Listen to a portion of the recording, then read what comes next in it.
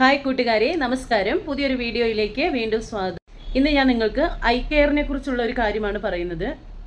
നമ്മളെല്ലാവരും തന്നെ മേക്കപ്പ് ചെയ്യുന്നവരാണ്. ഒരുപക്ഷെ ഫൗണ്ടേഷനും കാര്യങ്ങളൊന്നും ഇട്ടില്ലെങ്കിലും eye shadow, eyeliner, mascara, lipstick ഒക്കെ ഇടുന്നവരാണ്. മാർക്കറ്റിലെ പല രീതിയിലുള്ള മേക്കപ്പ് പ്രൊഡക്റ്റ് കിട്ടാറുണ്ട്. എന്നാൽ ആ പ്രൊഡക്റ്റിലെല്ലാം ഡ്യൂപ്ലിക്കേറ്റ് പ്രൊഡക്റ്റും ഒറിജിനൽ പ്രൊഡക്റ്റും ഉണ്ട്. അത് നമുക്ക് തിരിച്ചറിയാൻ പറ്റില്ല. അത് നമുക്ക് പെട്ടെന്ന് തിരിച്ചറിയാൻ പറ്റില്ല.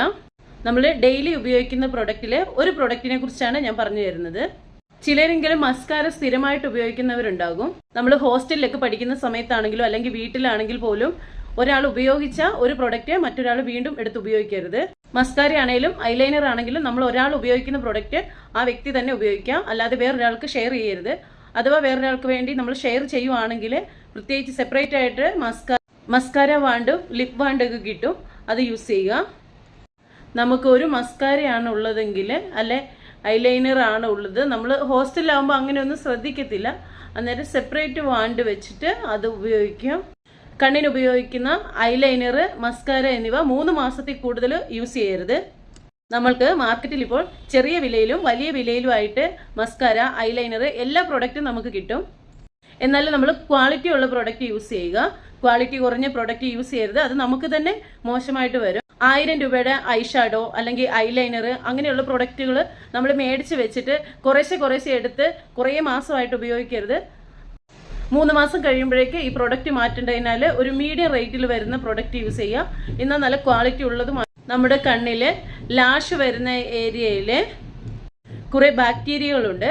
അത് നമുക്ക് ഗുണമുള്ളതുമുണ്ട്, ഗുണമില്ലാത്ത ബാക്ടീരിയകളുമുണ്ട്. നമ്മുടെ എല്ലാവരുടെയും തലയിൽ പല സമയങ്ങളിലുമായിട്ട് പേനൊക്കെ ഉണ്ടായിട്ടുള്ളതാണ്.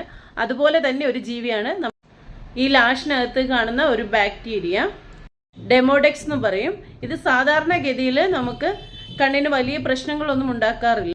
നമ്മൾ വേറൊരാൾ ഉപയോഗിച്ച ഐലൈനർ, മസ്കാര എന്നിവ ഉപയോഗിക്കുമ്പോൾ ഇത് നമ്മുടെ കണ്ണിലേക്ക് കൂടുതലായിട്ട് സ്പ്രെഡ് ആകുക, നമ്മുടെ കണ്ണിലേക്ക് അണുക്കൾ കൂടുതലായിട്ട് വരാനുള്ള സാധ്യതയുണ്ട്.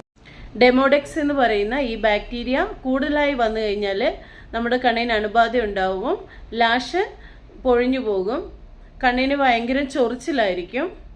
അത് എല്ലാവരും വളരെയധികം ശ്രദ്ധിക്കണം.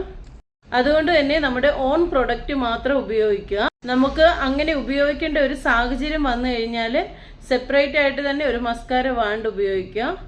ഒന്നുകൂടി പറയാണ്, കണ്ണിന് ഉപയോഗിക്കുന്ന ഐലൈനർ, മസ്കാര 3 മാസത്തിൽ കൂടുതൽ ആരും യൂസ് ചെയ്യരുത്. വീഡിയോ ഇഷ്ടപ്പെടുകയാണെങ്കിൽ എല്ലാവരും എന്നെ ഒന്ന് സപ്പോർട്ട് ചെയ്യുക. ലൈക്ക് ചെയ്യുക, ഷെയർ ചെയ്യുക, സബ്സ്ക്രൈബ് ചെയ്യുക.